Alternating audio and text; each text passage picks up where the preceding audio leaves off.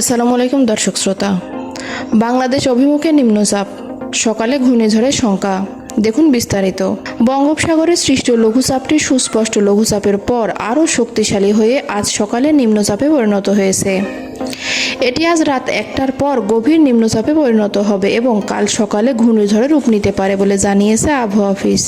প্রিয় দর্শক, আমার এই ভিডিওটি যদি আপনার ভালো লেগে থাকে তাহলে লাইক, কমেন্ট ও শেয়ার করতে ভুলবেন না।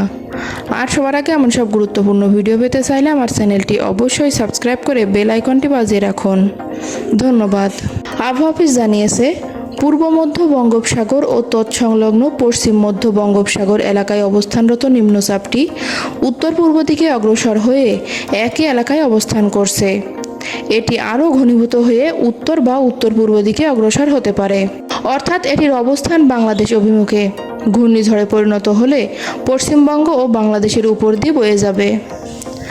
আবহাওয়াবিদ বজলুর রশিদ বলেন, লঘুচাপটি আরও শক্তিশালী হচ্ছে এবং রাতে এটি গভীর নিম্নচাপে পরিণত হবে। সেই হিসাবে সকালে এটি ঘূর্ণিঝড়ে রূপান্তরিত হয়ে উপকূলের সুন্দরবন ও খেপুপাড়ার উপর দিয়ে বয়ে যাবে। এছাড়া ঘূর্ণিঝড়ের স্বাভাবিক বৈশিষ্ট্য ভারী বৃষ্টি, ঝড় ও বাতাসের গতিবেগ বেশি থাকবে।